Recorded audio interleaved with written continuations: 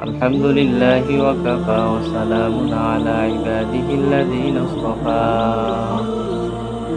أما بعد فأعوذ بالله من الشيطان الرجيم بسم الله الرحمن الرحيم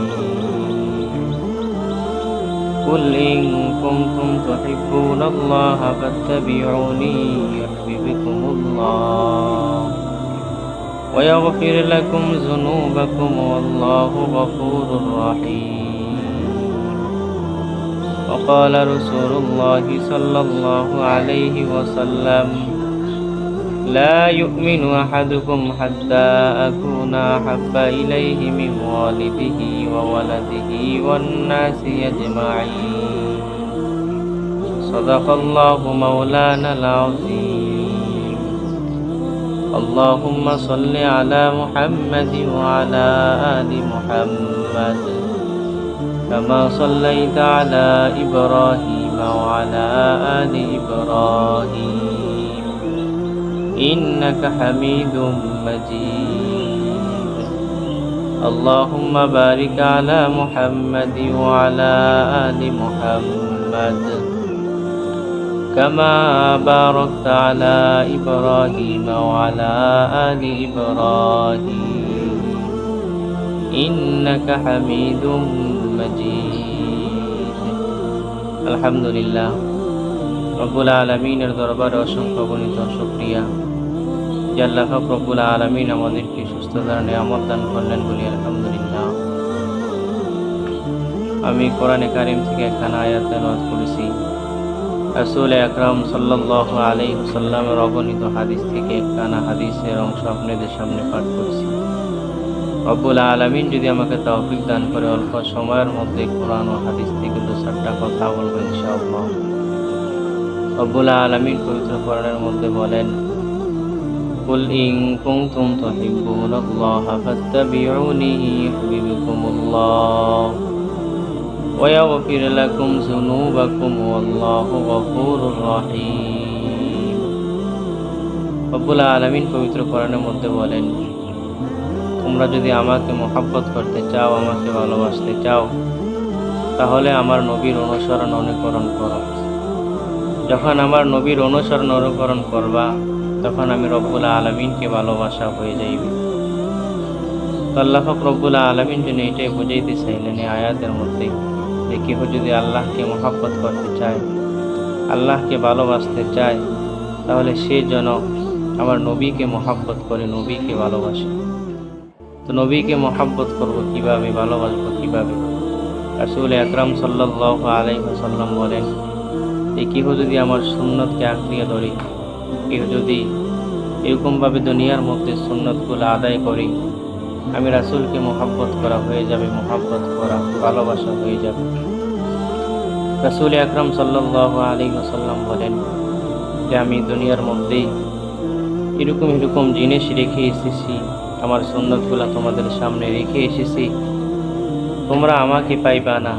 শেষ জমানায় আইসা আখিরি নবীর উম্মতরা আমাকে পাইবা না। তোমরা যখন আমার সুন্নতগুলো আঁকড়িয়ে ধরবে, সুন্নতগুলো সুন্দরভাবে আদায় করবে, তাহলে আমি আল্লাহ পাক রব্বুল আলামিনকে তো মহব্বত করা হবেই, নবীকেও সঙ্গে সঙ্গে মহব্বত করা হয়ে যাবে।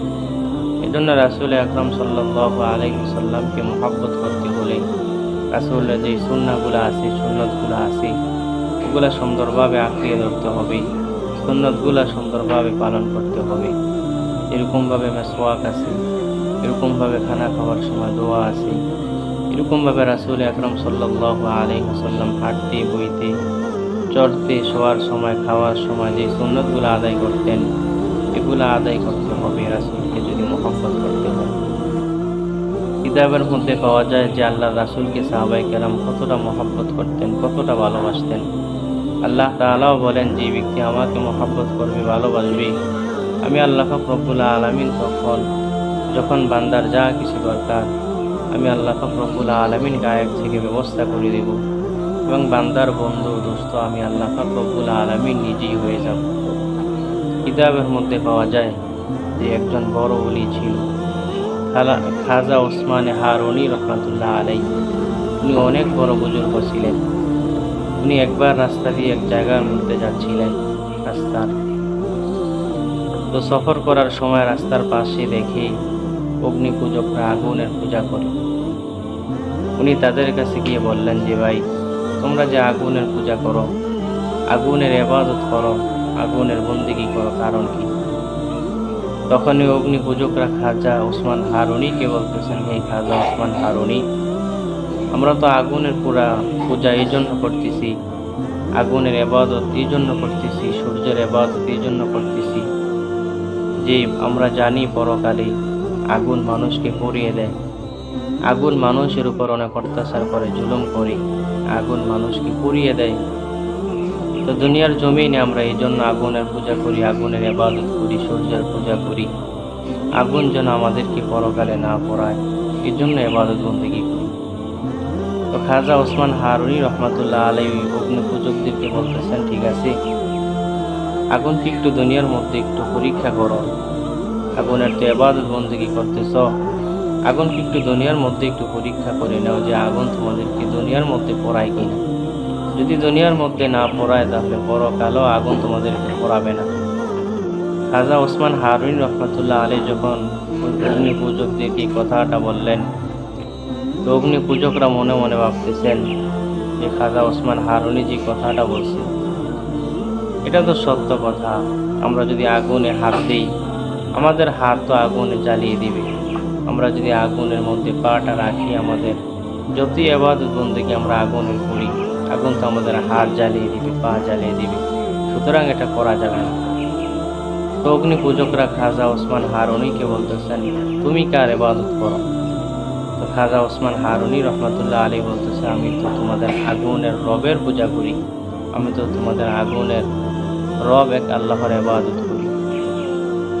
ওই অগ্নি পূজকরা খাজা ওসমান হারুনি রহমাতুল্লাহ আলাইহিকে বলতেছে, ঠিক আছে, তাহলে তোমাকে একটা পরীক্ষা করি আমরা, তুমি যদি এরকমভাবে আগুনের মধ্যে হাত দিতে পারো, আগুনের মধ্যে তুমি যদি হাত রাখো, তাহলে দেখুন আগুনের মালিক তুমি যার ইবাদত বন্দেগী করো ওই মালিক তোমাকে বাঁচাইতে পারে কি? খাজা ওসমান হারুনি রহমাতুল্লাহ আলাইহি কথাটা শোনার পরে উনি বলতেছে, এটা তো আমার মালিকের কাছে কিছুই নয়, আমার মালিক তো আমাকে আগুন থেকে বাঁচাইবে। খাজা ওসমান হারুনি যখন অগ্নি পূজকদের কথাটা শুনল, উনি আল্লাহ তাআলার নামে আগুনের মধ্যে প্রবেশ করলেন। তো অগ্নি পূজকরা বলতেছে যে খাজা ওসমান হারুনির জ্বালার যন্ত্রণায় আমরা একটু আগুনের পূজা করবো এটাও পারি না, এখন উনি আগুনের মধ্যে প্রবেশ করছে, আল্লাহ তাআলা ওনাকে জ্বালিয়ে পুড়িয়ে সারখার করে দিবি, যাক একটা বিপদ থেকে বাঁচলাম। অগ্নি পূজকের এই কথাটা ভাবতেছি আর এরকমভাবে খুশি সংবাদ পৌঁছাইতেছি।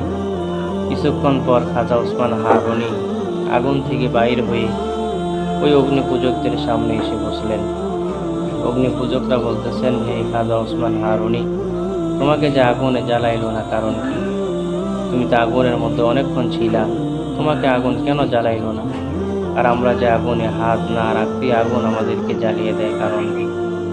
তখন ওসমান হারুনি রহমতুল্লাহ আলাইহি বলতেছে যে ভাই, আমি তো রব্বুল আলামিনকে মহব্বত করি, রব্বুল আলামিনকে ভালোবাসি, আর আল্লাহ তাআলা বলেছেন যে ব্যক্তি আমাকে মহব্বত করবে, ভালোবাসবে, আমি আল্লাহ পাক রব্বুল আলামিনও তাকে মহব্বত করবো, ভালোবাসবো। এজন্য যে আল্লাহ তাআলার হয়ে যায় আল্লাহ তাআলাও তার হয়ে যায়। যে ব্যক্তি আল্লাহকে মহব্বত করে আল্লাহ তাআলাও তাকে মহব্বত করে, ভালোবাসে। এই খাজা ওসমান হারুনি রহমতুল্লাহ আলাইহির অবস্থা দেখি ওখানকার অনেক অগ্নি পূজকরা সঙ্গে সঙ্গে মুসলমান হয়ে গেল, আর অল্প কিছু ওরা মুসলমান হয় নাই, কারণ ওরা তো সঙ্গে সঙ্গে সামনে সামনে দেখছে যে আল্লাহ তাআলার কুদরত। যে ব্যক্তি আল্লাহকে মহব্বত করে, ভালোবাসে, আল্লাহ তাকে দুনিয়ার মধ্যে এরকমভাবে মহব্বত করে ভালোবাসে। এজন্য খাজা ওসমান হারুনিকে দিয়ে আল্লাহ তাআলা বুঝিয়ে দিয়েছেন, যে ব্যক্তি দুনিয়ার জমিনে আমাকে ভালোবাসবে আমি আল্লাহ তাকে ভালোবাসবো, মহব্বত করব। তদ্রূপভাবে যে ব্যক্তি আমার নবীকে ভালোবাসবে আল্লাহ তাআলাও ওই ব্যক্তিকে, নবীকে ভালোবাসার কারণে আল্লাহ তাআলা ভালোবাসবেন। রাসূল আকরাম সাল্লাল্লাহু আলাইহি ওয়াসাল্লাম বলেন যে আমি নবীকে যে ব্যক্তি মহব্বত করবে, ভালোবাসবে, আল্লাহ তাআলাও তাকে ভালোবাসবেন, মহব্বত করবেন। বুখারী শরীফের মধ্যে হাদিস পাওয়া যায়, হযরত ওমর রাদিয়াল্লাহু তাআলা আনহু হইতে বর্ণিত, রাসূল আকরাম সাল্লাল্লাহু আলাইহি ওয়াসাল্লাম একবার ওমরকে বলতেছেন, ওমর, তুমি আমাকে কিরকম মহব্বত করো, কিরকম ভালোবাসো? খলিফাতুল মুসলিমিন হযরত ওমর রাদিয়াল্লাহু তাআলা আনহু বলতেছে, ইয়া রাসূলুল্লাহ, আমি আপনাকে ভালোবাসি বটে, কিন্তু আমার ছেলের থেকে, মেয়ের থেকে, এরকমভাবে স্ত্রী থেকে আপনাকে আমি বেশি মহব্বত করি না, ভালোবাসি না। আল্লাহ রাসূল সাল্লাল্লাহু আলাইহি ওয়াসাল্লাম এই কথাটা শোনার পরে রাসূল বলতেছেন, ওমর, তুমি এখনো পরিপূর্ণ মুমিন হতে পারো না। হযরত ওমর রাদিয়াল্লাহু তাআলা আনহু কথাটা শুনতে দেরি আছে, সঙ্গে সঙ্গে বলতেছে, ইয়া রাসূলুল্লাহ, আমি আজকের থেকে আমার বিবির থেকে, ছেলে সন্তান থেকে, মেয়ে থেকে, সব কিছু থেকে আমি আপনাকে বেশি মহব্বত করব, ভালোবাসবো। এর জন্য রাসূলকে মহব্বত করতে হবে সবার থেকে বেশি। রাসূলকে মহব্বত করতে হবে নিজের ছেলের থেকে বেশি, মেয়ের থেকে বেশি, আত্মীয় স্বজন থেকে বেশি। আল্লাহ তাআলা বলেন যে যখন তোমরা আমাকে মহব্বত করতে চাও, তাহলে আমার নবীর অনুকরণ করো, নবীকে মহব্বত করো। যখন নবীকে মহব্বত করা হবে, তাহলে আমি রব্বুল আলামিনকে মহব্বত করা হয়ে যাব। এজন্য আল্লাহ তাআলা আমাদের সবাইকে রব্বুল আলামিনকে মহব্বত করার, রব্বুল আলামিনকে ভালোবাসবার, নবীকে ভালোবাসবার তৌফিক দান করো, এবং রব্বুল আলামিনকে ভালোবাসার, রব্বুল আলামিন আমাদেরকে ভালোবাসবার তৌফিক দান করো, বলি আমিন। যে কথাগুলো বললাম, আল্লাহ তাআলা আমাদেরকে খাজা ওসমান হারুনির মতো রব্বুল আলামিনকে মহব্বত করার, ভালোবাসবার তৌফিক দান করো, বলি আমিন। ওয়া আখিরি দাওয়ানা আলহামদুলিল্লাহি রাব্বিল আলামিন।